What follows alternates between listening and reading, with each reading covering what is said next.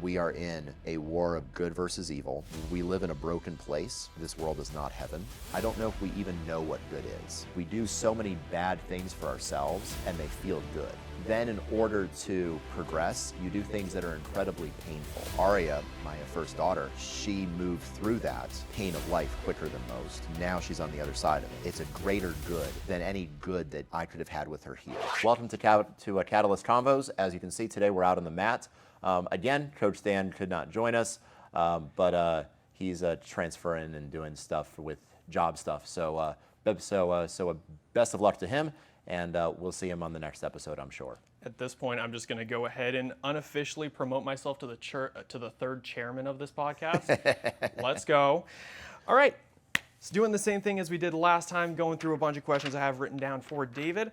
Going across a bunch of a lot more, I would say, deeper topics, including faith, family. Actually, before we get into that, I'm going to hold you guys a little to it.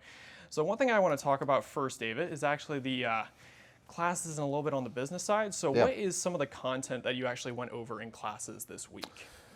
So this week we did a knife defense. So we did weapons work. So how our curriculum works is we kind of rotate through 4 pieces of like curriculum, because Krav Maga is not a single, like boxing is just striking. Like you have your 4 punches, grappling is just grappling on the ground, and then you have wrestling or judo, which is all stand up and then trying to take someone to the ground. Krav Maga much more resembles like a mixed martial arts style, where the fight can go anywhere and you have to be prepared for that. But then you add in the possible presence of weapons and then multiple attackers, and the problem gets way more interesting. And then even more than that, and then you have to add on the fuzziness of the pre-assault portion of it, where there's 2 ways that an assault happens. One is someone jumps out from behind the bushes and punches or tackles you, and then it's on. And there's no question about it. Like, you're fighting at that moment.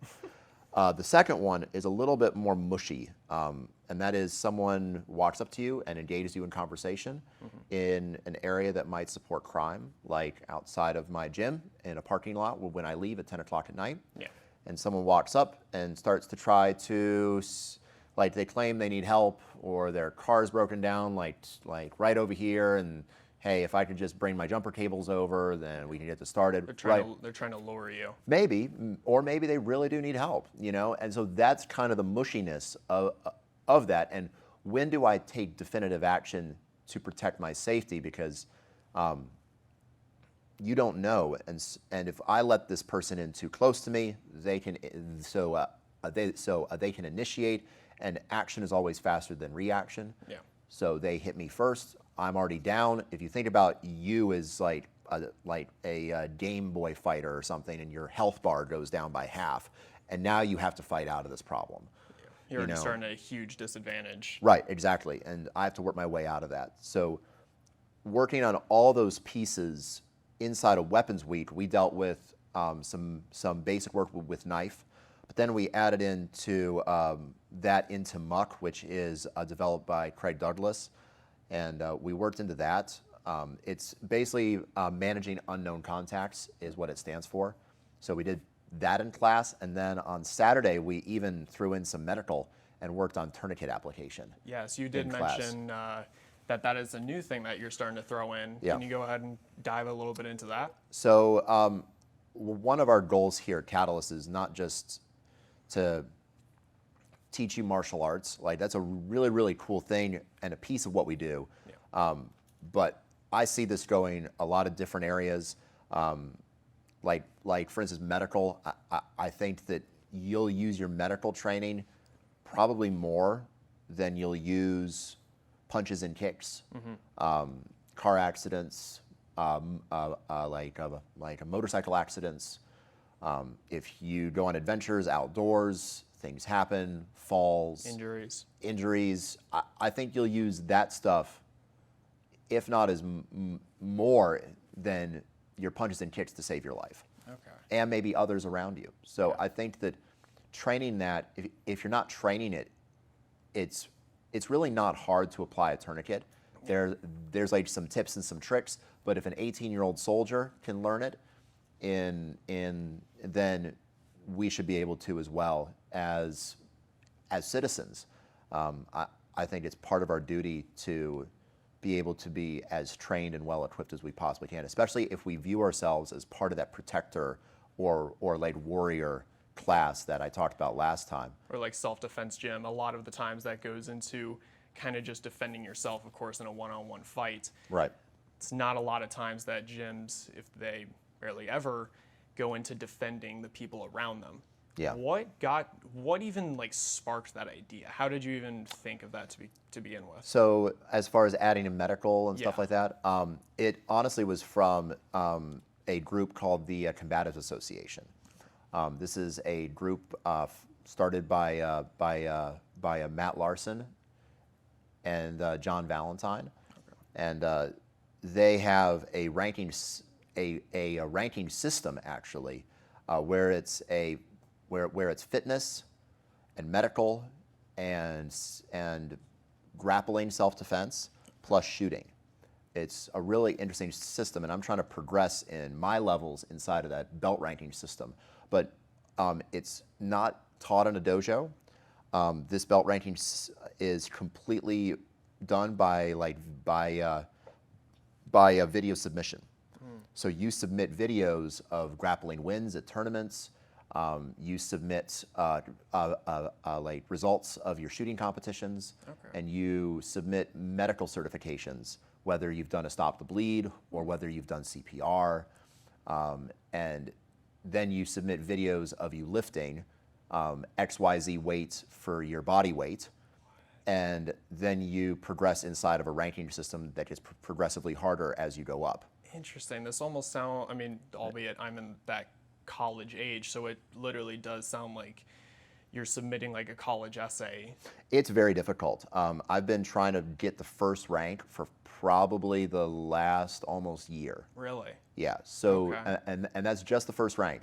In order to get the first rank, you have to compete in 10 grappling tournaments or 10 combat like simulations. Okay. Whether that's at a ShivWorks and you're doing it with like T-guns or like simunition guns, or whether you're competing at your local grappling industries, you have to show that you can perform martial arts under some sort of pressure with people that you don't know and don't train with on a regular basis, who are fully resisting you. You have to compete, so you have to show 10 of those videos. Okay. What would you say is the biggest challenge in regards to all of those different, that wide range of video submissions? I would say it's been finding shooting competitions in the area. Just finding them? So finding them is rather difficult. I'm sure if I traveled, it would be a little bit easier, but oh man, I'm so busy that's hard to do. And also probably doing I think the rifle qualifications have been rather hard to find as well. You can go to a course, obviously, but you're paying $500, $600, $700 to go to a course that is certified to do that. So I think that's been one of the more challenging pieces of progressing through that ranking system. And then just 10 grappling matches that you win. They don't count the losses. They don't count the losses. Okay. So you have to win the altercation. That changes it a lot. So it's not just, oh, I went to a tournament and competed, here are my videos. No, you have to win. Huh. And then as you go up in level, the level that you have to win against gets higher. Okay. So if you went to, for instance, if you wanted to be, I'm assuming, a black belt in the system, you're competing at a black belt level in grappling and beating black belts in local tournaments, right? Yeah. Very difficult to do. Like, you have to be top of your game, and they're not providing you any coaching or instruction on how to do this. Oh my gosh. And what belt are you in jiu-jitsu again? I'm a blue belt currently in jiu-jitsu. And been there a long time. how long has that entire progress, how long has that been? Because I train more off than on, running your own gym does not make it easy to go train at and get instruction from other people's gyms. Yeah. But I've been a blue belt for, gosh, probably 8 years now. Okay. So, and been doing jiu-jitsu for probably close to 10 at this point. Very cool. Very cool. As I said, more off than on. Yeah, definitely. All right, so backtracking a little bit more to the classes, you were talking about the content that you went over this week. I want to go ahead and I want to know, what would you say is a takeaway or even like a lesson that you learned just throughout this week of training the classes that you think you would be able to take on into future classes? That I actually really enjoyed teaching the tourniquet stuff. Really? It's one of the things that I'm a little newer at teaching. I've been to quite a few Stop the Bleed courses, and my buddy Aaron, he is a paramedic, and he used to run our Stop the Bleed courses here, but he's in Ukraine right now. So he's doing something for a nonprofit over there. He's doing some actual Stop the Bleed training for their police forces and for stuff like that. Very cool. So he's going to be over there for 6 months. So I was like, I don't have a Stop the Bleed instructor, and I need to keep people current on this. And I just wanted to add it more into classes. Yeah. I like teaching it, but I also like applying pressure with it. When you're learning movements like that, the only way to apply it is in the situation. Yeah. So You're not applying a tourniquet in a Right. easy situation. No, where it's you're always radically stressful, radically terrible. It could be a loved one that you're applying it to, and it's rather difficult, and the application itself is rather painful. Yeah. So in order to do it, you're putting your knee on someone's like wounded leg and cranking up on like a strap as hard as you can, and then turning it until you cut off the blood flow. Yeah. So it's rather a cruel thing to do, and seemingly cruel, but It's stressful, yeah. But like if it saves their life, it's worth it. But but it's not kind or gentle, and to do it under pressure is really important. So I think that's one of the things that I've learned from this week is that I enjoy teaching that, and I enjoy adding it to the curriculum. I'm always kind of intimidated teaching stuff that I don't feel like I have the qualifications to. It's not necessarily you're an expert on it and you feel. Right. Yeah. And when like I have other people who are much better at it, but I felt like I gave a lot of people good information.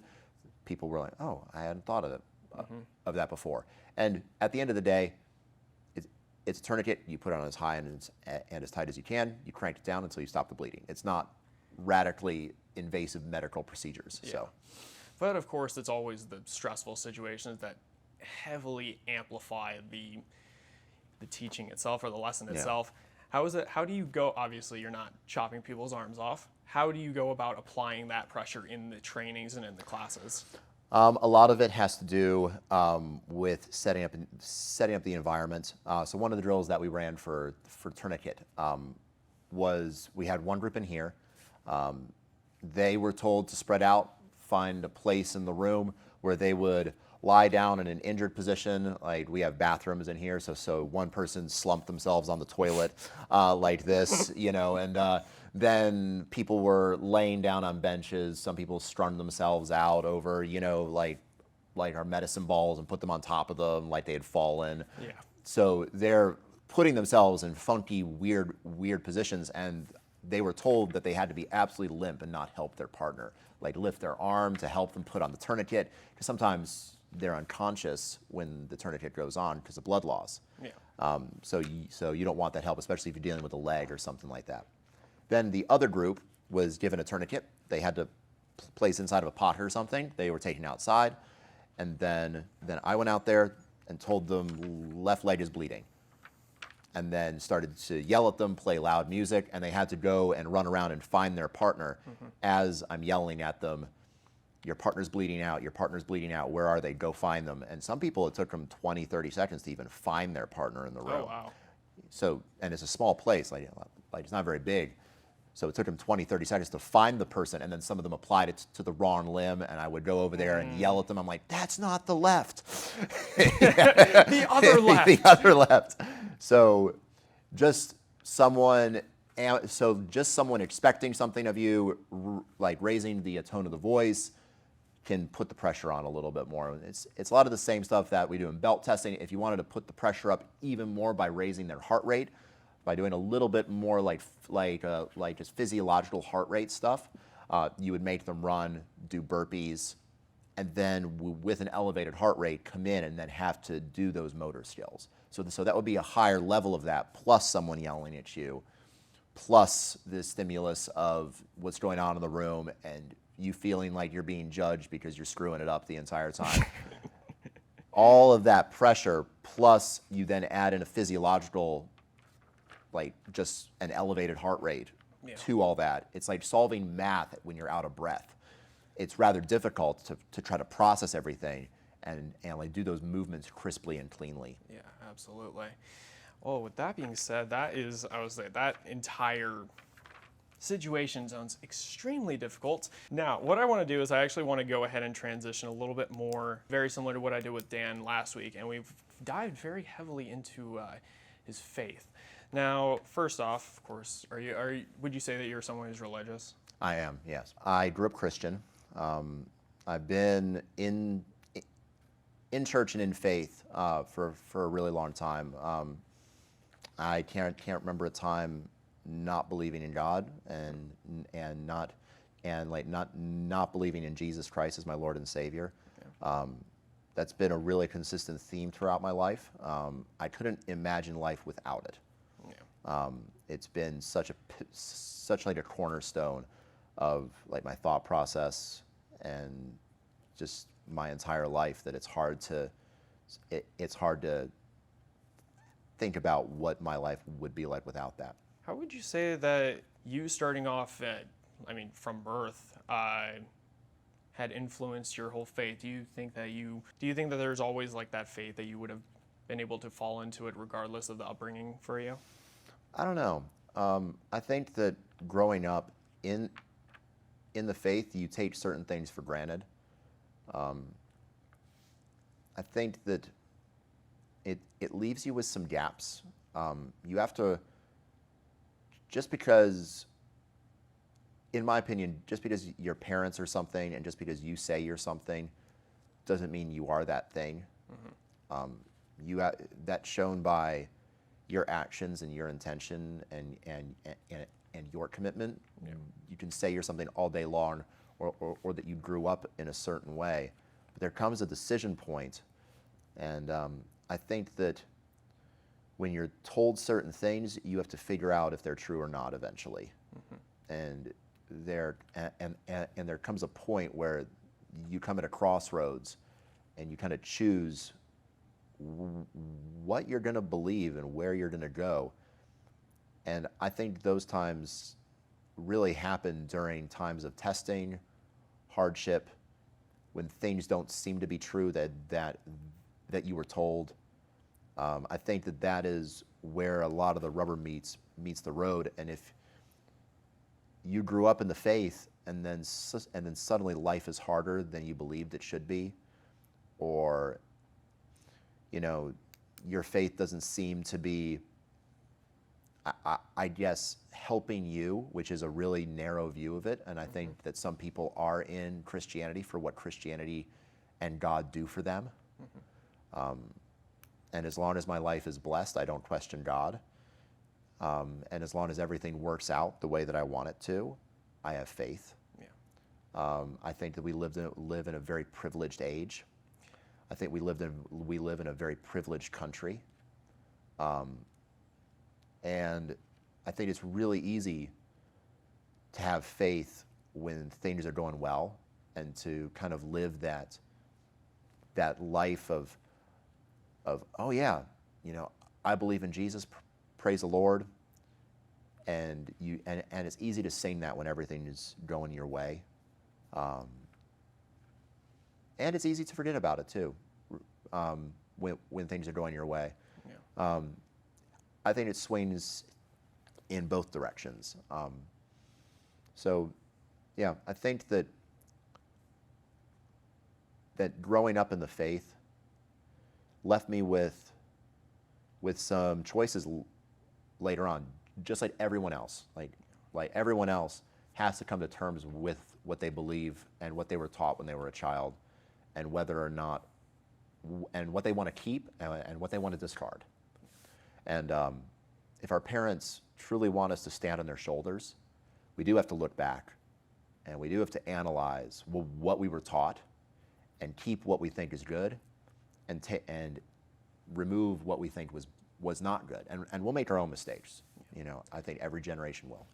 You mentioned before that in times when it gets bad, and it's not necessarily Like when you go ahead and hit those crossroads, do you have some examples that come to mind?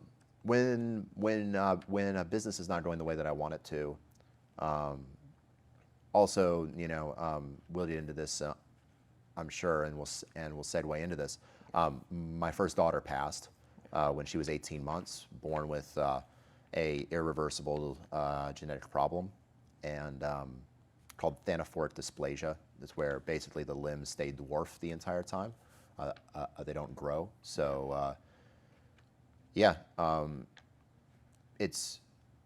so that's when those crossroads hit. Is I think those major lifetimes where things are, you start to experience real life, which is not what you have like Expected. yeah, well, and I think that you experience, us in the U.S., we don't experience death very often. And when we do, it's when we're a lot older, like 30, like 40s, parents dying, grandparents dying. Thankfully, I haven't had any significant grandparents die yet, and both my parents are still alive, and all my siblings. But I think that death isn't something that we think about, or we don't experience very often. We don't even experience the death of food that we eat anymore. That's been kind of pushed away, and so that's a hard experience, especially when it's your kid and like it's your first one. So It's an unimaginable just struggle with that loss. I mean, how did you go through that? How did you and Sarah go through that? well, we had a good community here and here in that church. It was difficult, but not impossible. I think it was mainly God's grace that we got through it, and we knew that Charlotte was in a better place than she was here, and doing far better than she was here, even though the transition was rough. I think that's what gave us the most hope, was faith, but then at the same time, it's like you always ask yourself, well, why did God allow this to happen? Or I was just about to go into that. It's very much a double-edged sword where yeah, you can lean onto it, but you can also blame it. yeah, absolutely. And it's my ending observation on that is that we are in a war of good versus evil. If you believe in God and you believe in Christ, you also then should believe in the evil forces as well. Satan, his minions and demons. And I think that we live in a broken place. This world is not heaven. Bad things can still do happen. And I don't think that that all of it squarely rests on God is in control, but he's not dictating every single thing that happens on this earth. He gives us free will. He gives us free will, and also there's a lot of theological backstory for all this, but if you want to go and research. But I think that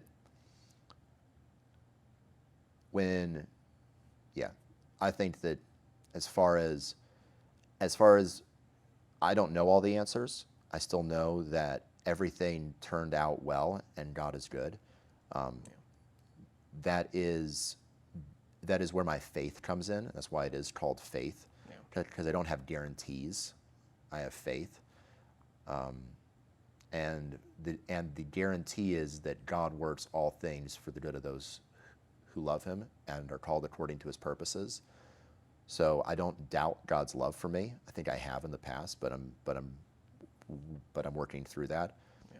And I think that's one of the hardest times for faith is when you feel like you're doing the right things and then the actions don't align and the world doesn't align with what you think good is. And I don't know if we even know what good is. we have our ideas about it, but what's greatest good and what's medium good, like what's It's lower, tough. it's like, for instance, going to the gym is greater good for your body, but in the meantime, it does not feel good. Donuts feel good. Going to the gym is higher grade good, Yeah. but but people will take a shorter term good, which actually causes long term harm, as opposed to the painful good. So that's why I kind of challenge our perception of what's good, because we do so many bad things for ourselves and they feel good. And then in order to progress, you do things that are incredibly painful to progress. Every progression I've ever made in life has been accompanied by some sort of emotional pain or physical pain. Yeah. That's just how it is. So Aria, my first daughter, she moved through that pain of life quicker than most. Yeah. And now she's on the other side of it, and I think that is a good thing, and I know it's a good thing, and it's a greater good than any good that I could have had with her here. Even though it's painful, I admit that it's still good. Yeah. What happened. Now, I don't know why she got that in the first place. Not sure. I have plenty of questions, but as I said, that's where faith comes in, where I believe in the promises of God still. God only knows. And maybe I'll ask him one day, or maybe when I get there, I won't care. Fair enough. Like I'll be just so over what happened on Earth, and it's like that's in the past, and so who knows? But I do know that how we got through it was our faith, even though it left plenty of questions. I think you would have more though if you went through that without faith, Or it could have and even harder ones. Or it could have evolved into something even worse. Yeah, far darker. Yeah. Yeah. So you were mentioning of course, the great pain, and eventually it becoming something good. Would you say that also is transferring into something good on how you're raising Charlotte, your second born? Mixed. I would say how has that affected how you raise Charlotte? I think sometimes I'm a much more nervous parent now, in some ways, because I know the pain of losing a child and I don't want that to happen again. So I think that sometimes I can get a little bit more nervous about how things are going to turn out. Yeah. But at the same time, choosing courage is important. I think that courage is a choice, because after that you might not want to have kids or whatever, but I think that choosing courage in those situations is a really good thing. But as far as the good, yeah, I'm not really sure yet how that all relates to each other. It's been too soon. Charlotte is 2 months old now, and so I'm not sure. We had 18 months with Aria, and so it's Charlotte's 2, or 2 months old now, and so it's kind of, I'm not sure how that entangles there, but I know that I'm a little bit more nervous sometimes. Do you think that's going to change your perspective on how you raise her altogether? Probably. I'm sure it'll have a large role in that. I'm not sure exactly how it'll all play out. Ask me in 15 years, and I'll probably have a much better answer. But I'm not sure now. I'm just giving it time, and when you have a newborn, it's all about just satisfying basic needs anyway. So. Absolutely. How has that experience been? That's been good. Me and Sarah are incredibly fortunate to work in our own business, especially one that has classes a little bit later on in the day, because sleep can be a problem.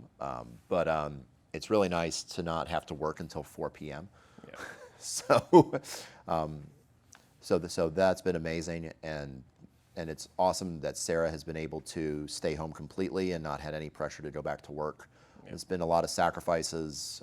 Like, we only have one car, you know, we're renting an apartment, you know, but like, I think that might be one of the things that having Aria and we were going to do this for Aria too, but just the sacrifices to make sure that, you know, your kid has the best possible chance, and that includes, for me, mom being there for the child for the first 3 years of their life. Yeah. You know, being there, no daycare, no sitters. Not having someone else raise your child. Not having someone else raise them, and also having a consistent person that they can emotionally attach to, Yeah. and be secure in that attachment and know that they're loved and cared for. Because the first 3 years of life is when 85% of brain development happens. Really?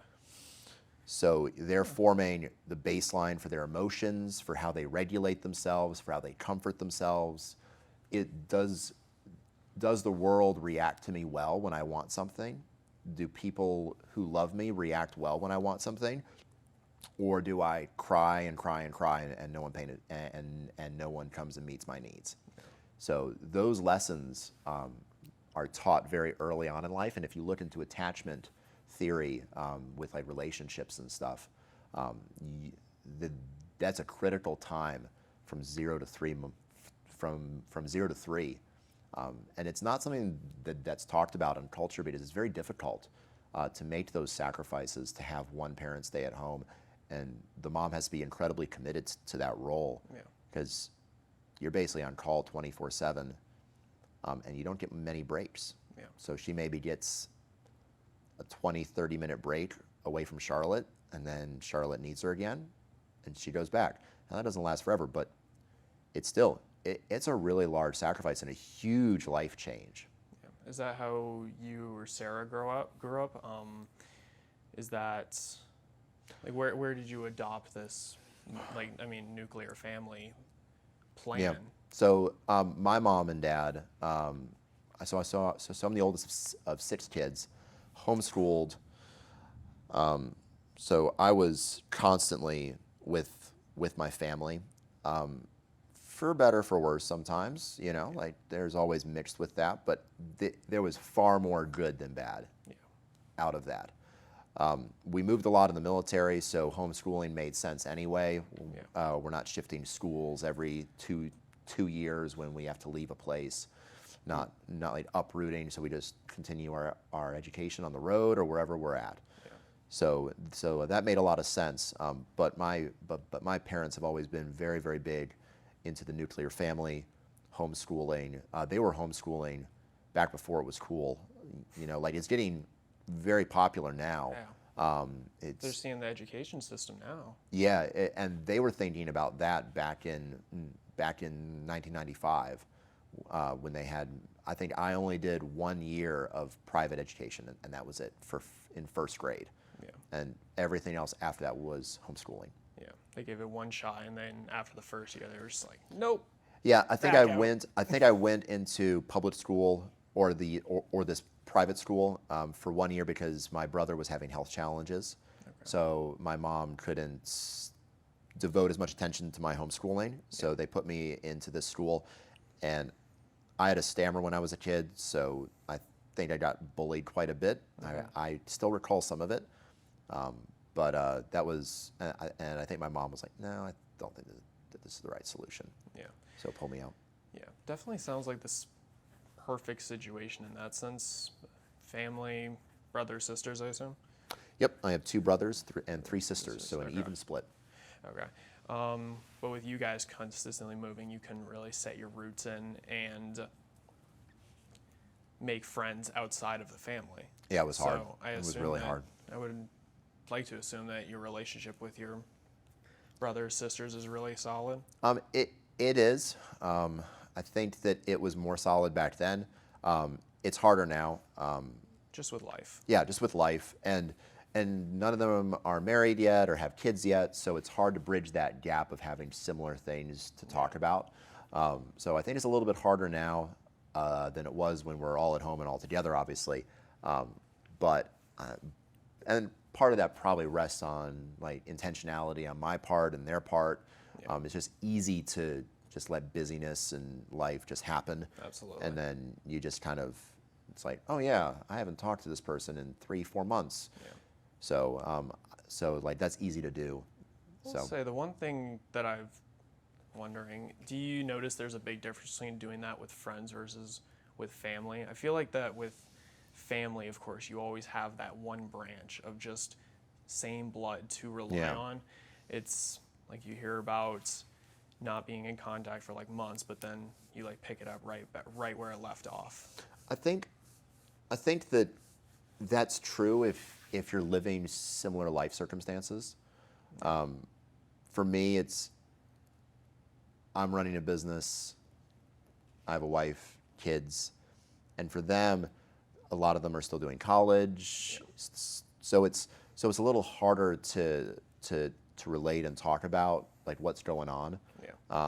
So I think that creates a divide. Now I think that once they're in those situations with me, I think it's easier then to have to have that like connection regrow again. Yeah, because just same chapters of life. Right. Exactly. Absolutely. So that must safe to assume that when you and Eric were, of course, at Karate for Christ teaching, you guys must have been like locked in together like that, right? I think that we actually had a lot more conflict because of that. Really? I think that working together wasn't necessarily a positive for him nor me. I think that it was difficult for my brother. He kind of had to do a lot of the same things that I did. As the oldest kid, I got to pick what I wanted to do, and then my parents were like, well, David's doing this already. Why don't we just put Eric with him? Okay. Because of a large family, you go with efficiency a lot of times because you can't like there's only 2 parents and 6 kids. Yeah. So you can't drive them all to separate sporting practices and also all this other stuff, right? So my parents were like, well, Eric, just go with David and do this. Okay. And so I think that Eric felt pretty dragged along sometimes into things that I was doing and that I was really, really good at, but he was not as good at. Interesting. And didn't play to his like gifting, strengths, and what he wanted to do. Yeah. And so I think that he felt like he was probably in my shadow a lot. And then me being an older brother and being his boss on top of that, I think that was hard on him too. That's rough. Yeah. So I think that it was my gifting as well, so I was good at it. Yeah. And then him not being as good at it and not as motivated to want to do it. I mean, he liked it, but it wasn't like what he wanted to do. Right, exactly. So he didn't hate it, but it wasn't his passion. And so I think that then me being his boss was a rather difficult thing for the both of us, just because it was like That's really interesting. Yeah. You and me have the exact same dynamic being older siblings because that's how I have a very strong theory that that's why my sister ended up quitting karate and kind of just bouncing off and doing her own thing. Yeah. And the one thing that I do feel, I don't necessarily feel bad about it because, of course, it's just not her gifting, but it's coming down to the fact that she's getting ready to go to college. Do you have any like advice that I could probably take to get her at least back into martial arts and maybe at least pick up the self-defense side? Because of course, college sending her off, I'm personally very worried. Courses are good. I like courses for that kind of stuff. I would look into weekend-long or day-long women's self-defense courses. I think that you need a lot less training than you think you do for self-defense. Okay. If you want to be good at fighting, that is another thing completely. Okay. And I think that people get good at fighting and self-defense mixed up sometimes. I think that you have to train incredibly hard to get good at fighting. And don't get me wrong. The better you are at fighting, the better you are at defending yourself. Yeah. Don't get me wrong. But I think that basic self-defense is a lot more to do with your observation of your environment, use of tools. Yeah. I think is a huge thing, like pepper spray, knife, gun, taser, things like that. I know she carries pepper spray with her. And she should get a practice trainer. So this here is it's my fanny pack. So it has all the things that I carry on it on a regular basis, especially when I walk around in the summer here in Virginia Beach in shorts all the time. Yeah. That don't have very good pockets or waistbands. So knife is on it. I have a spare mag, flashlight, pepper spray, guns in here somewhere, right? But as far as tools go, I think one of the most beneficial tools, self-defense tools for women is going to be pepper spray. But this company, Palm, I'm not sponsored by them or anything. Palm, just Palm, saying. P-O-M. Hey, Palm, we'll tag you if you're looking for sponsors. I'm just saying. Okay, cool. No, but I love these. One, they're super small, and they have a waist clip. A lot of them go on keychains, which I don't like because then you can't put it like inside of a waistband when you're running or working out at the gym, stuff like that. And this is super lightweight. And the second thing I like most about this is that it actually comes with a trainer. Squirts water. Okay. Pepper spray, you do have to aim. Yeah. It is not like a cloud of fume that comes out of the front. You don't have to aim it anywhere. That would then, any shift of the wind and would blind you instead of your attacker. So this is a spray that goes in a targeted fashion towards someone's face. So what I like is that this is the don't press that one spray, or else you get some fun results. Different podcast. Then you can pull this off. Maybe when me and Dan are in the car. It's like a switch around from Hot Ones. Yeah. So then you just take this and you insert it into the same thing. Cartridge. And now it sprays Very cool. water instead of the other stuff. Because the biggest thing with women carrying like pepper spray is that they don't train with it. They've never pressed the button. They've never aimed it at anything. They've never practiced pulling it out of their purse. Yeah. So when should it be deployed? When they're talking to someone that they're unsure of. Yeah. Not when they're being grabbed and tackled. That's not the time to go for your pepper spray. Yeah. You have to pre-prep it, and it should be in your hand during the conversation with someone in a parking garage, or you're out late at night at campus and someone's following you home. Yeah. It should be in your hand if you feel like that there's a problem, and deployed as the person comes close to you. Yeah. Which is why you need to be aware of your surroundings, and not just oh, I'm aware, but it's like you have to be attentive to the ever-changing environments around you and not get task fixated on certain things like looking at your phone or other things like that. Yeah, definitely. So yeah, I like this as like a really basic tool. It's more palatable if your sister is into stabbing people. There's other Correct. wrong way to say that, but if it is inside of her personality that she has no problem committing violence against people to save her own life, I'll put it that way, then there are plenty of knife options that are really, really good too for basic tool sets. Okay. So I'm a huge proponent for women carrying tools. I think guns are the most feminist thing that has ever happened, and a woman's right to carry a gun. If you Evens out the playing field. If you want to be empowered, a gun is a great way to be empowered. Yeah. No 300-pound man can stop a bullet with his chest. So it doesn't matter how big, strong. This affects most people. Some people, though, are genetically immune to pepper Excuse spray. me? Yes. So What? I did not know that. Yep. Some people can get sprayed with OC spray, and it does nothing to them. That's crazy. Crazy, right? So again, all tools have exceptions. So some people get tased and nothing happens. They just power through it. Yeah, they just power through it. Some people get pepper sprayed, and there's a genetic component where they just don't feel it. Yeah. So all these things have their inherent weaknesses, but this is a really good one. Yeah, so I would say for concern with like college age daughters, sisters, even moms, and they're not willing to commit to a training, to like a weekly training, Yeah. that they don't have to. They need some basic courses on muck, which is how to handle or managing an unknown contact, how to address someone verbally that's coming up to them, how to set boundaries. If you don't know how to set personal boundaries for your own space, it's going to be very difficult for you.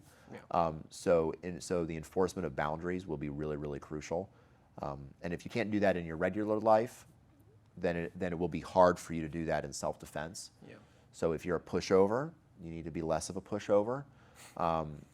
And I think that that's part of growing up. If you're a jerk, you should be less of a jerk. If you're a pushover, you should be less of a pushover. Finding something in the middle. Finding something in the middle, exactly. How common are those courses that you mentioned? We have them every once in a while. I don't know of a course that I would recommend off the top of my head. I would have to do some research, but we're trying to get one of our female instructors here doing them on a regular basis. We'd like to do them probably next summer. We want to start and do them and do like 3 weekends in a row for 4 hours or something like that. So you get some really good basics, but it's not anything too intensive, or you have to spend 10 years doing it to get some basic self-defense. Yeah. Okay. And what is some of the content that'll be going over the courses and like what's in the works for those? Definitely managing unknown contacts, and like the verbal use of boundaries, basic strikes, basic standing up from off the ground, and then the employment and use of pepper spray and or knives, I think would be great tools to start with. How was that first experience? Like, did you notice very much of it? I mean, let's be honest, you're how tall? 6'4". 6'4", giant male teaching martial arts. Was it difficult to start teaching females the martial arts? Did you find that to be a hard transition or hard to do? I think that there's a different stylistic approach.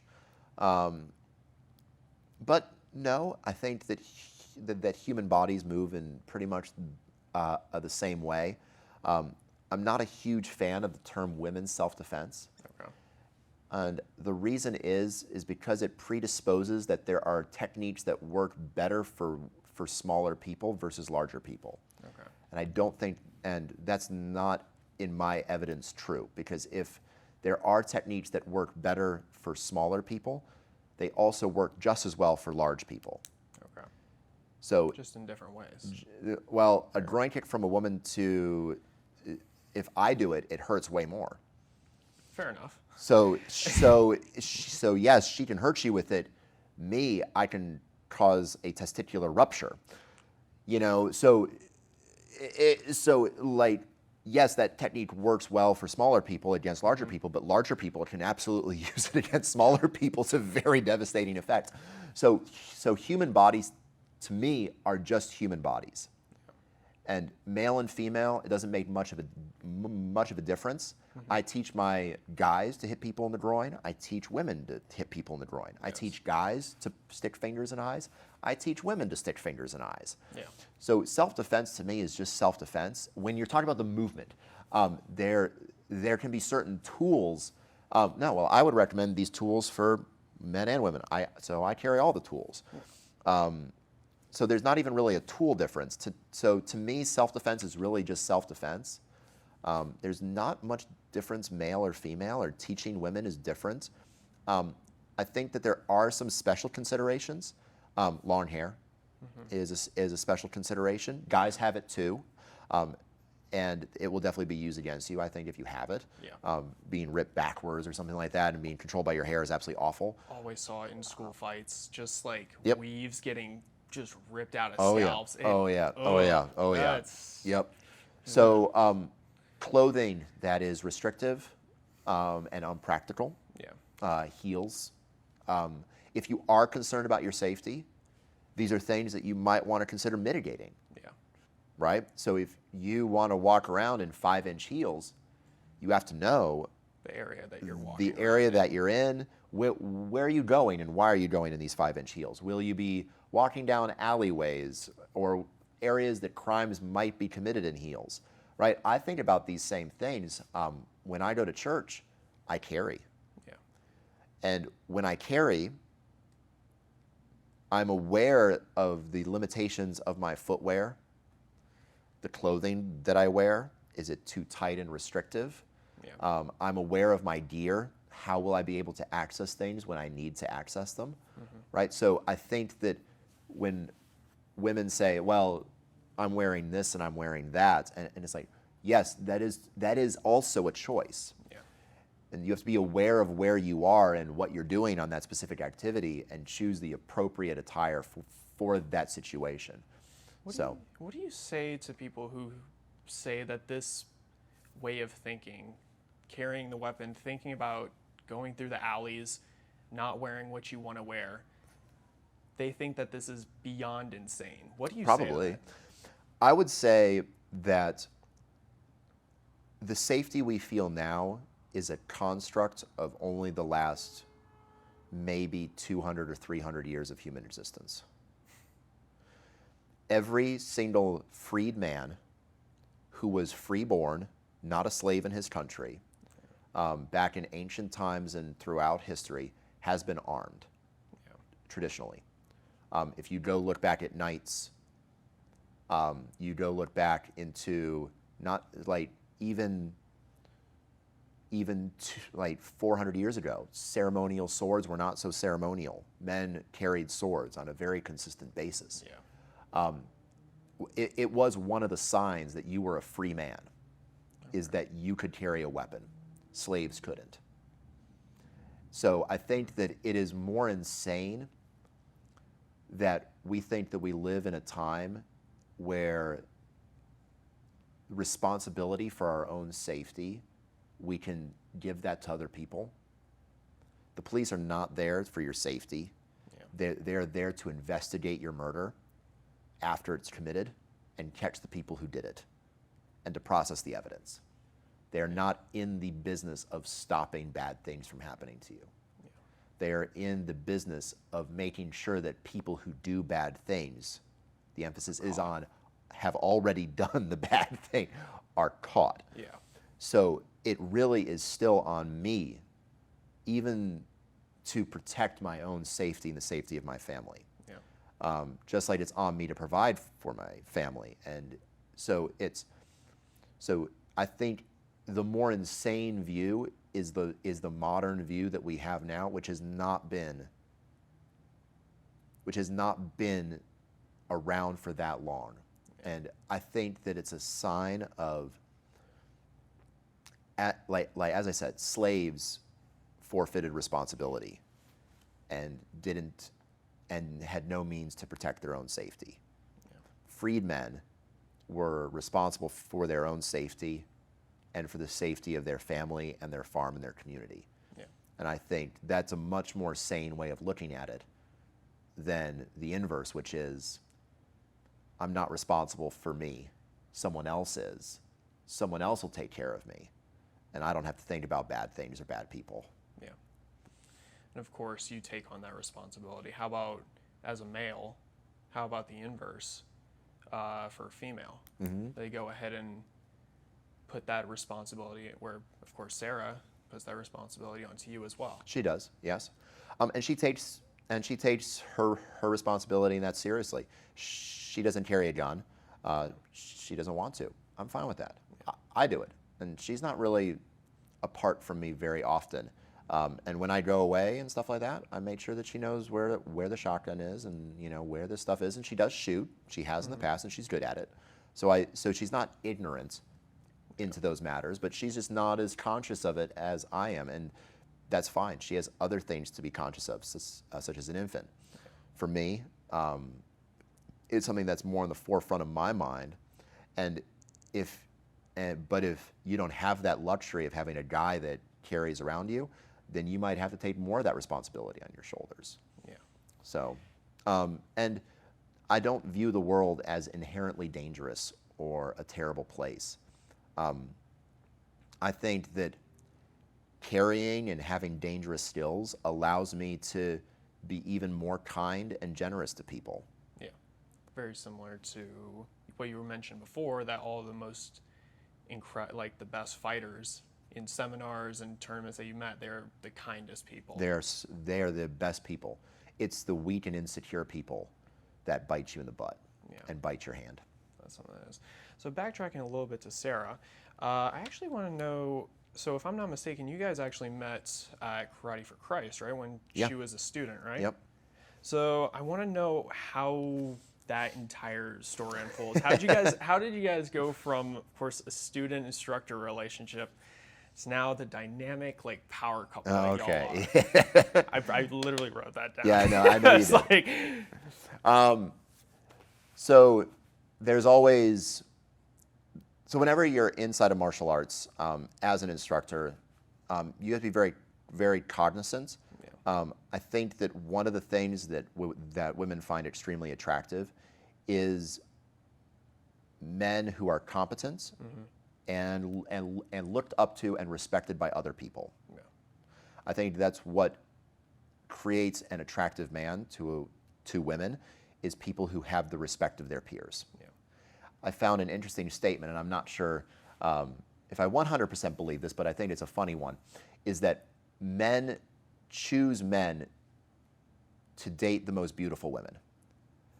Men choose men because they show respect to the best guy in the group, and then the best guy in the group gets the best girl inside of that circle. Interesting. I've never heard that before. So because they show respect to him and they look up to him, that makes him more esteemed and therefore more attractive in the eyes of the women inside of their circle. Yeah. So it's quite an interesting cycle. But as a martial arts instructor, you have to be very careful with that authority. And a lot of martial arts instructors abuse it. Yeah. I know plenty of the joke is that jiu-jitsu or like martial arts girls always date their instructors. Yeah. And it's really easy to have that become a very toxic gym culture. Yeah. So I was very cognizant of this, especially being a Christian and working at a place called Karate for Christ, which had Christian values. I was very cognizant of this, and I found Sarah extremely attractive. I waited, I think, about 2 years before I asked her out on a date. Okay. So, and try to make that as nonchalantly as possible. She has tons of funny stories about that from her perspective. But that is one of the things that she said was most attractive about me, is that I had the respect of people around me, whether it was like guys in class or, just everyone seemed to think well of me. And so that was a huge influencer for her. And then I think I was so overboard on not showing favoritism that I just ignored her. Like, we were dating and engaged, and when she would come in for classes, it was like she did not exist. Really? Yes. Wow. So I went that far that she was almost like getting annoyed with me when I was there, because I didn't show any affection. I did not. I didn't use her to demonstrate. I didn't want to make her a coach. Yeah. Now, of course, I would argue that maybe not full ignorance, but I would say hi, but that was pretty much about it. I think I would rather lean more towards the passive side versus full-blown, like, showing PDA in front of the entire class and everything. No. But I was very, very cautious with it. I moved very, very slowly. Wasn't like, ooh, hot girl in class, must ask on dates soon. That was not the MO, and I knew that would not be tolerated in the culture that I was in. Yeah. And so moving slowly was really, really important, and making sure that feelings were mutual and that I was consistently treating her with respect was very important, while also not going overboard with anything in front of the class and keeping it extremely professional. Seems like a lot of it is built off just the foundation of mutual respect. How has that affected your guys' relationship? I think respect is one of the most important things inside of a relationship if you want to make it work. Yeah. I think that there is there's a phrase that men don't want love, they want respect. Yeah. I think that that's absolutely true. I think the times where I've felt the most hurt inside of our relationship is when I don't feel like I'm respected, and I can be doing things that are not worthy of respect. But that's different than being disrespected. Yeah. There's a lot of times that, especially through relationships that I've seen my friends go through, everyone's one big full circle group, and a joke happens, the girlfriend is the first one to jump on the joke and like trash them. Yep. And I've never understood that. Like, it's just the blatant lack of that. I think that it's cultural. Again, guys have been the brunt of jokes for a really, really long time. Like, if you think about every dad in every 90s sitcom, it's not very respect worthy. And so, and I think that it's been taught that to respect men is to never tell them that they're wrong. No, and then it's swung so far the other way that it's like, well, you know, everything you do is wrong. Or a joke, or whatever. But like, respect it goes both ways. And like, how I show my respect for Sarah is that I show love to her. I do things that she wants to do that don't necessarily serve my interest. Like, that's how I show respect to her, and she shows respect to me by not talking bad about me to her friends. Like, things that I don't do so well, she tends to support me rather than joke me about. Now, sometimes I'll take a good, like, ribbing or two, but and also I'm not big on like self-deprecating humor. Really? Not really. I'm not very big on it. I think that if you talk bad about yourself consistently in front of other people, people might start to believe you. Okay. Every once in a while is a good thing. It makes you seem down to earth. In moderation. But an overboard, like, that is your entire sense of humor, it starts to cue me in that you might actually believe that about yourself. And other people might too. Okay. And I think it lowers your self-respect in front of other people. So if you tell self-deprecating jokes, then everyone else chimes in and says, "Oh yeah, you are fat," right? And and then you get hurt about that, but then you hide it because you're the one who started the joke. It's like, so you kind of started everyone's mindset going in that direction. Yeah, you set yourself up for that. You set yourself up for that, yeah. So, so one, I try not to, tell a lot of self-deprecating humor and always portray myself in a way that's respectful to me. And then Sarah tries to back me up on that, especially as like a martial arts instructor. I was gonna say, is that something that you've always been like, or is that something that you kind of evolved into as you have leveled up your authority? I think that I've always been told I've had good mat presence, meaning like I can step onto a mat and people believe I'm in charge. Yeah. I think it's the height. I think it's the voice. I'm fairly loud. I'm fairly large, and so I think that helps me. But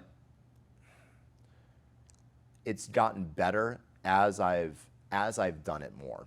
Yeah. So as I take control of rooms, as I teach and as I instruct, been doing this now for almost 15 years. So I get a lot of practice doing that, and anything that you get that amount of reps in, doing it 6 times a day for an hour, for 6 hours, 5-6 days a week, you're gonna get good at it. You're gonna get good at it. It's just genuinely impossible. Yeah, it's impossible to not improve. Imagine if you weightlifted low grade 6 hours a day for 5 days. The physical gains that you would see would be rather impressive if you could keep up your recovery. Yeah. if you keep up your recovery. I don't know if that's possible, but one can hope. Hey, it's definitely something we can hope for. So one thing I want to backtrack a little bit to is with raising Charlotte.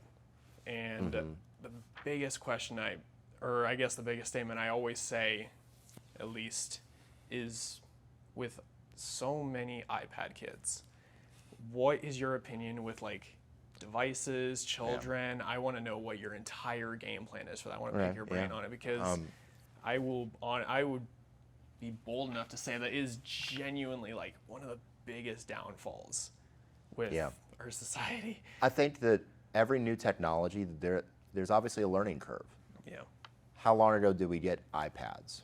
Oh gosh. 15 years ago? Yeah. 20 years ago? That's not a long time. It's not a long time to experiment. I think that just like smoking, people didn't know the dangers of it. And then a generation came along where there was warning labels attached to everything with a cigarette. Yeah. And everyone became far more aware of the danger that this causes. And then you see the behavior stop, or mostly stop. You can't completely stop it, because I wouldn't want to live in a world where everyone was perfectly controlled to be perfectly healthy all the time. Like no, you can't. That's not possible. But but people became far more aware of the problem, and I think that technology, as a middle millennial, so I was born in 1991. I've experienced tech and no tech, so I'm kind of in that middle place. I think that Gen Z and that stage of millennial, who are in the process of raising kids now, I think that we might have a little bit better of a jump on it than, let's say, older millennials who, when the iPads first came out, they had kids. Yeah.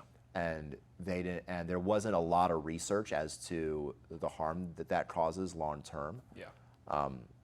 Basically, as far as screens go, like infants to, I think it's like 3 years old, if I'm looking at the stats correctly, should not be even watching TV.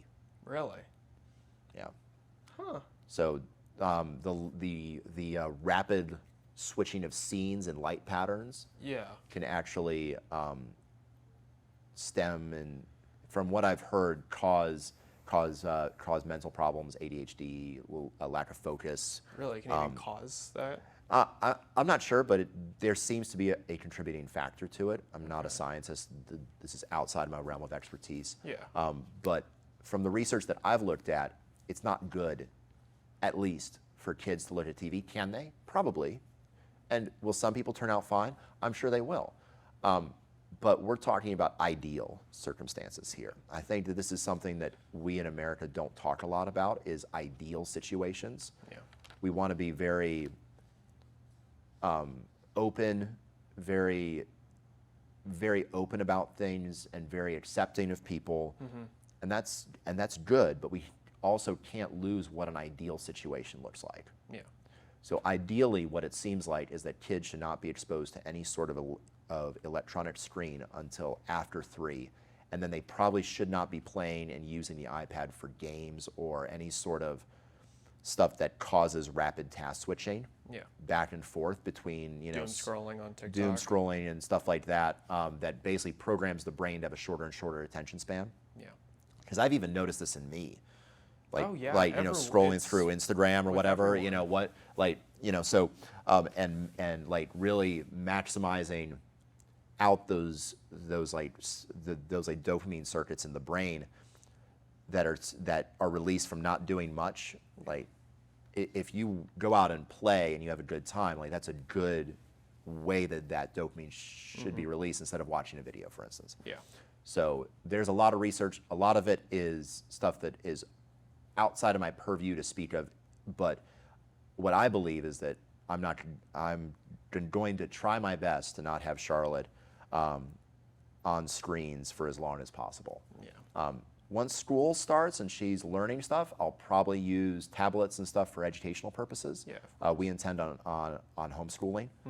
So I fully intend to be using technology like AI and other stuff like that for educational purposes. I think that there's a very interesting path that can take for education, so like especially, which is tailoring the curriculum to the exact need of the child. Yeah.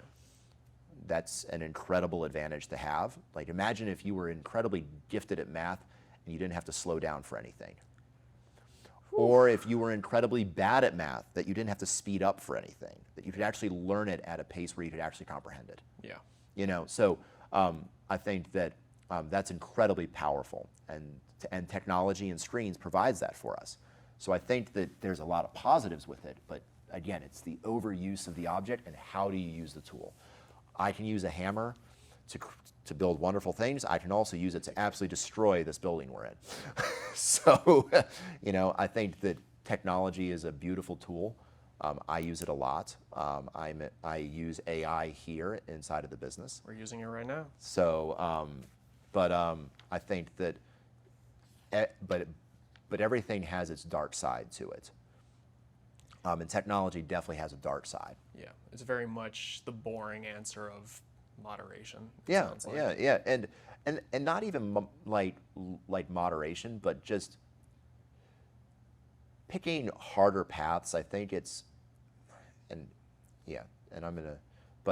I'll probably do all of the things that I'm about to say that I shouldn't do, but like at some point or another. But it's like choosing easy things. I think that we're so busy.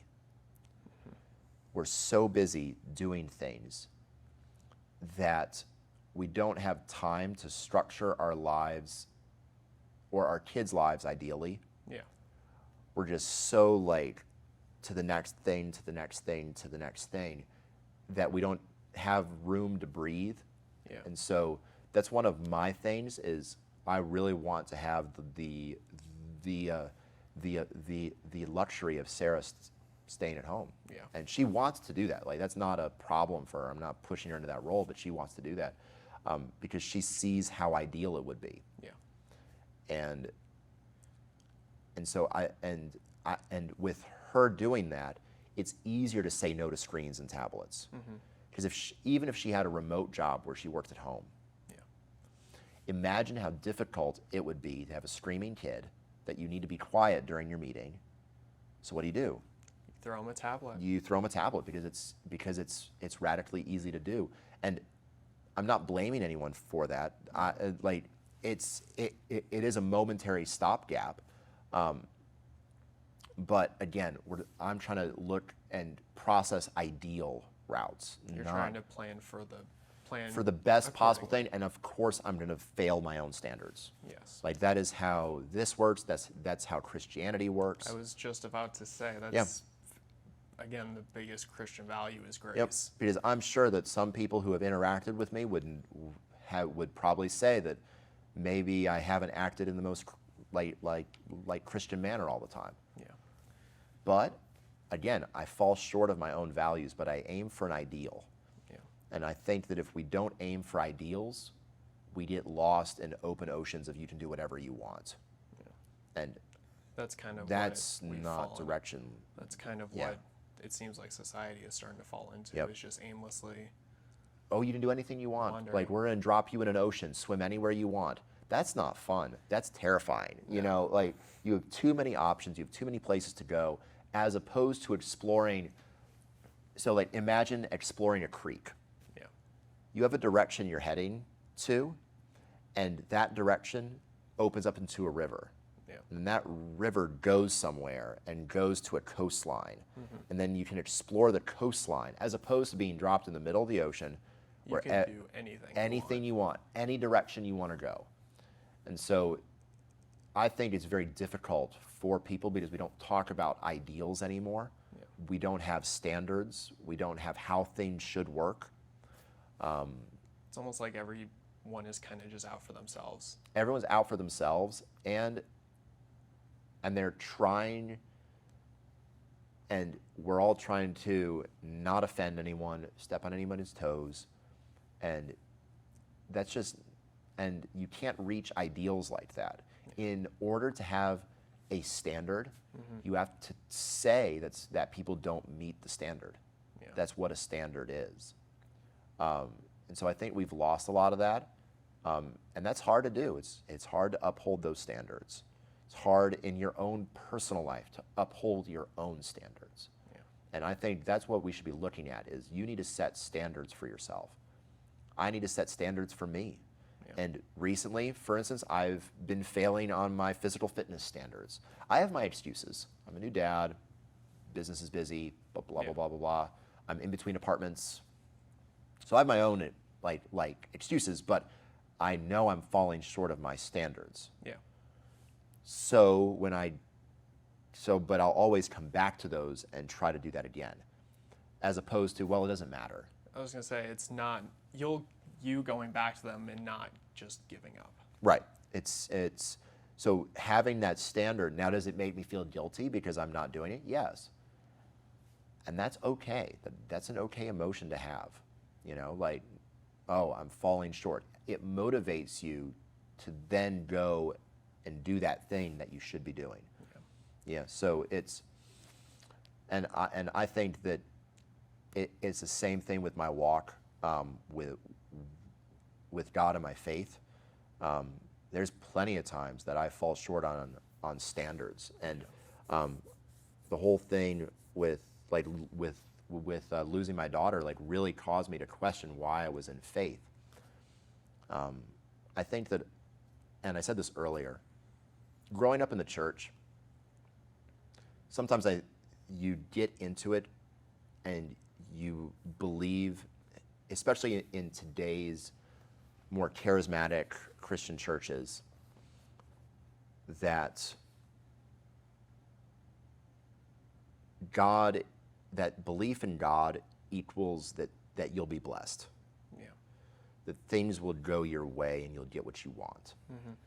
Then you read the tale of the prodigal son, and I think that everyone, when they look at the prodigal son, if you don't know the story, there's a prodigal.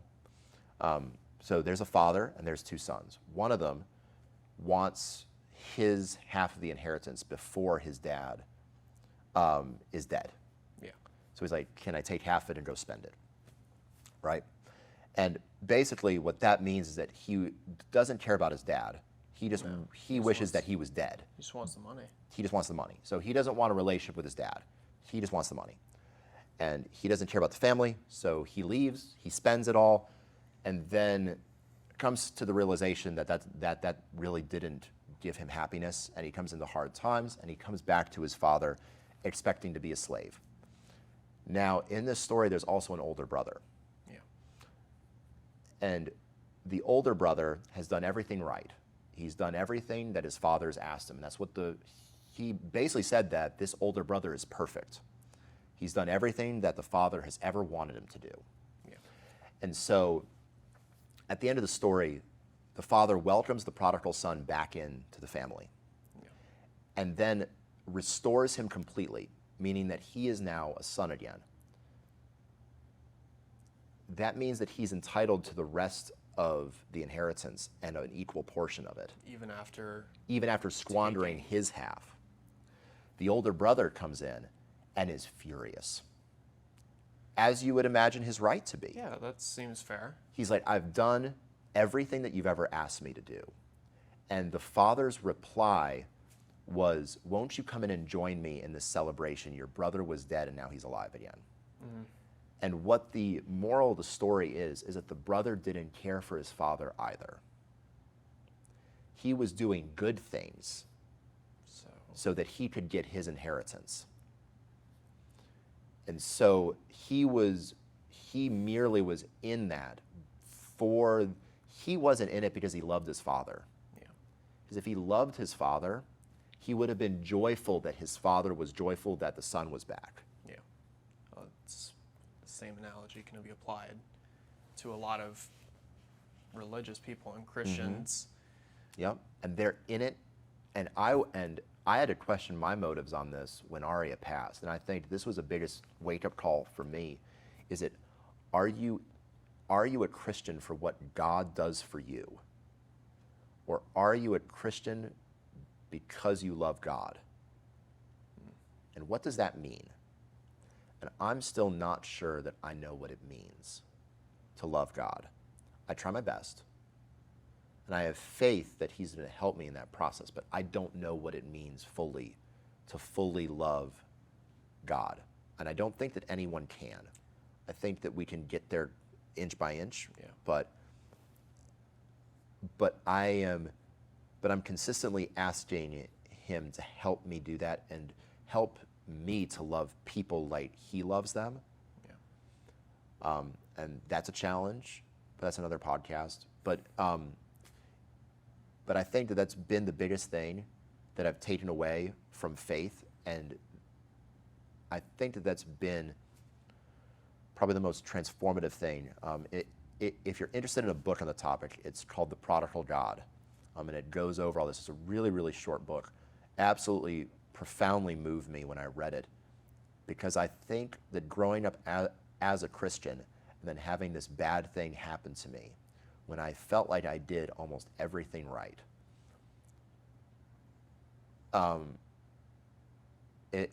and then it's like, well, why are you in this? Are you going to turn your back on your faith because things didn't work out for you? Yeah. Things don't work out for a lot of people. If you read the Bible, disciples it's gruesome. Disciples got crucified for their faith and like martyred, and they're singing songs at the end of it, and I think we've lost that, and we look at that and go, well, that's so hard. Yes, it is. But in the end, it's good, just like with what happened with Arya. She's in a better place right now. Was the time good? No, but was the time that I spent with her good? Actually, it was. Like, I don't regret that time. I don't regret any of it. And so, was it hard? Yes. Was it worth it? Also, yes. That was beautiful. I have a good follow-up question for that. Yes, in regards to my faith and my situation, everything seems to be going right. Everything seems to be going really well. I'm really happy with how the whole social media, all this, I'm very happy with how it's going. Yeah. I'm too, by the way. And it's, thank you, David. But I don't feel like I'm doing anything right. Like, I'm not someone who is necessarily great at reading the word. Yeah. Prayers have been inconsistent. Yeah. And it just makes me question, why is all of this going well? And it's causing me to worry. Yeah. That something is going to happen. I think that when you look at that, so there's a story in the Bible, and the story in the Bible is there is a vineyard owner, and he is trying to find workers. He goes out in the morning, and he says, "Hey, I'll pay you $100 for a day's labor." And the guy's like, "Okay, sweet. So let's go do it." Then he goes out in the afternoon, hires someone, says, "Hey, would you like to work for $100 for a half a day?" They're like, "Yeah, sure."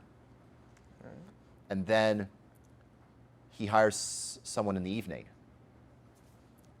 and he pays them $100 for 2 hours of work or 3 hours of work. Okay. And at the end, he hands everyone their money. And of course, the guy who got hired in the morning is like, "What's going on? What's going on? Like, you paid them $100? They only worked for 2 hours, man. And I worked all this time and only got $100. Yeah. And he's like, "Well, did you not agree to it?" And the whole point of the story is that we're all under grace. We don't work for our rewards sometimes. Sometimes things just happen. Yeah. Like people get lucky, right? Quote unquote, right? I got blessed with a happy, healthy family. Yeah. And so people get lucky. And I don't know why that happens. Because, for instance, one of my questions with Aria was, why do people who drink alcohol during pregnancy have kids who are okay? And then I get, for being a responsible person, I get someone with a genetic problem. Yeah. Why does that happen? I don't know. It's one of those questions that I just don't know. But they were blessed to have healthy kids in spite of the fact that they made mistakes. Yeah. And I think that this is something that I struggle with too as a performer, that I'm not doing enough, or I'm not doing XYZ thing. You hear stories about people Yeah. who are in worse situations Yeah. than you, and they're doing Right. so much more. It's like I don't work out very often, but yet I'm in good shape. Well, it's genetics. Yeah. Well, I can't change that. And then someone can work out a lot and have insane trouble losing weight. Yeah. And it's like, okay. And I think that everyone has those things. And as far as, like reading the word in prayer, it's hard for me too. There are times where it's the last thing on my plate, and it's wrong. As I said, I have standards, and I consistently fall short of them. But I think that when you come back to it,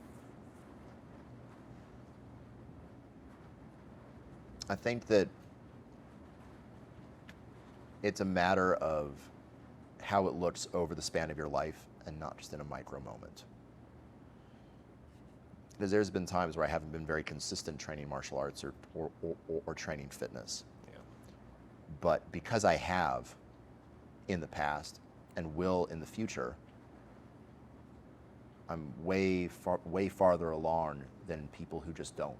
And it's not even on their radar. Yeah. It's better to be spiritual and to pray and to read the Bible every once in a while than it is for it to just not be on your radar and part of your life. I think that's probably a better place to be. That's a great point. So, and of course, you and I have our standards, and our standards judge us. Yeah. That's what they're there for, is to judge us. And then we judge ourselves and say, well, we are failing. Yes. Now, does that mean that we are entitled to have bad things happen to us because of that? Not necessarily. I don't think we earn that. Just like in our faith, we don't earn our way into heaven. We get there because it was a gift that was given to us.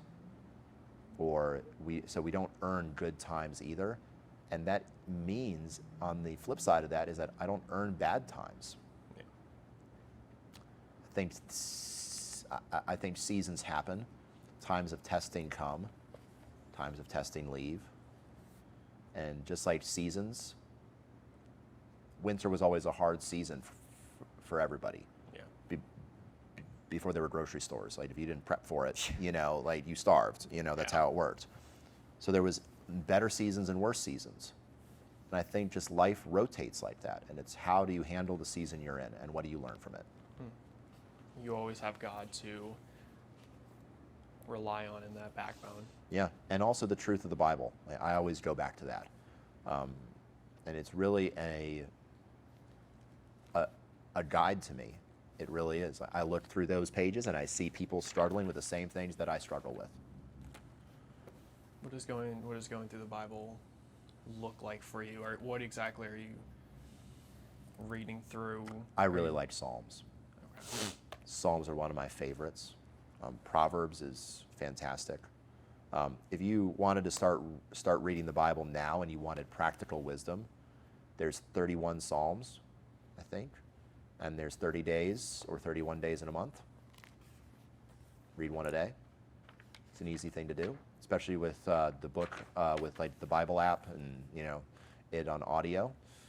Just read a proverb a day. And then Psalms are my favorite. I love David. He has some great ones. My namesake. I was gonna say, Yeah. That's convenient. But no, a lot of them are things that I feel. It's like, why are the wicked doing well? That's a big question I have for. And he how asked the today same is. question. And he asked the same question in his day. It's like, why do the wicked prosper? So he has a lot of those same questions. And so I relate to that very well. And then he always turns it around with praise at the end of it, you know, in spite of his terrible circumstances. So I think you could give some examples. I think the proverb that I read recently, Yeah, that's always a huge question I have. It's like, yeah, especially with Hollywood and social media, yeah. you have. I think this is one that I like. King David's poetic song as he stood before Goliath. There is only one strong, safe, and secure place. It's in God alone, who gives me strength for the battle. He's my shelter of love and my fortress of faith, who wraps himself around me as a secure shield. I hide myself in this one who subdues my enemies before me. Lord, what is it about us that you would even notice us? Why do you even bother with us? For man is nothing but a faint whisper, a mere breath. We spend our days like nothing more than a passing shadow. Step down from heaven, Lord, and come down. Make the mountains melt at your touch. Loose your fiery lightning flashes and scatter your enemies. Overthrow them with your terrifying judgments. Reach down from your heavens and rescue me out of this hell, and deliver me from these dark powers. They speak nothing but lies. Their words are pure deceit. Nothing they say can ever be trusted. It sounds like our environment right now. Yeah, I was going to say. My God, I will sing you a brand new song. The harp inside my heart will make music to you. I will sing to you, the one who gives victory to kings, the one who rescues David, your loving servant, from the fatal sword. Deliver me and save me from these dark powers who speak nothing but lies. Their words are pure deceit. You cannot trust anything they say.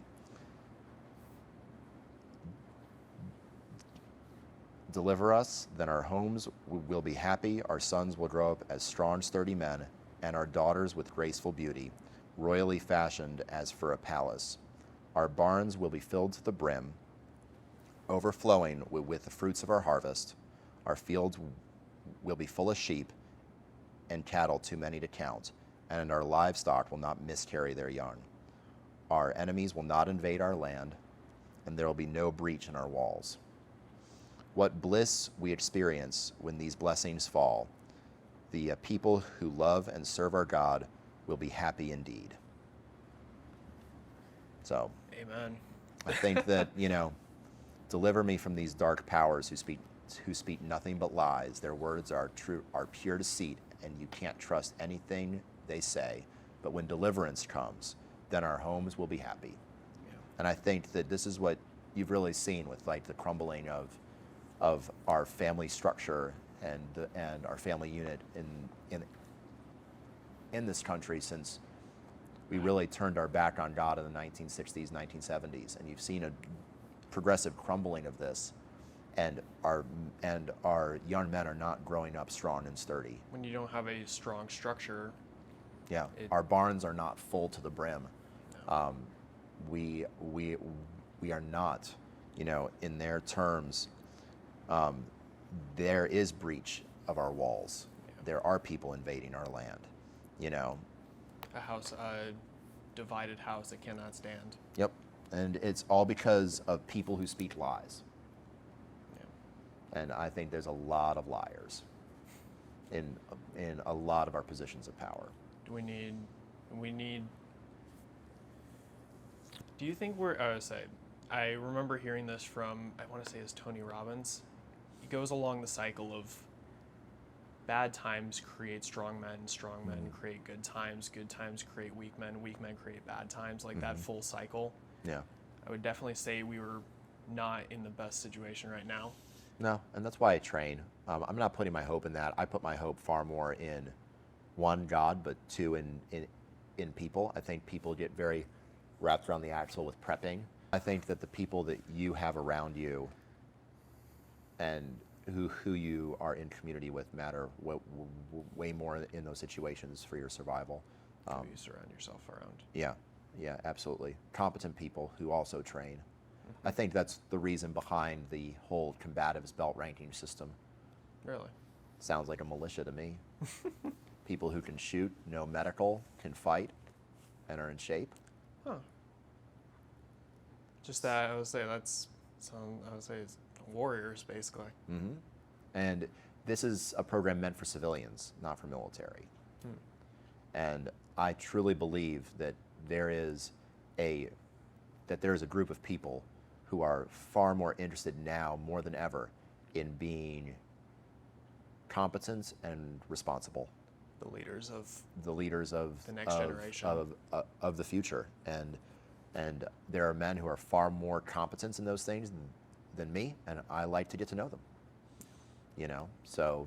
I think that's one thing that we'll definitely look forward to in future podcast episodes. Yeah. Is having that sit down and that talk with more competent people. Yeah, and you know, and like other people here in our community as well. I think that'll be really cool. Yeah, I would say that would be a great next episode if we get someone on. Yeah. As a let's do guest. I think that's everything though. That was a really, really good episode. Cool. Yeah, we've pretty much covered everything in regards to all those topics. David, you want to go ahead and close us out? Sure. This has been Katalyst Convos, and hope you tune in next time, and I'll see you later. Thanks, guys. See ya. Good stuff. I like being out here. It's nice. Yes, it's a lot warmer, or a lot cooler. It is. That's my immediate first thought. It's like we're not sweating in there. It's not sweat. I'm not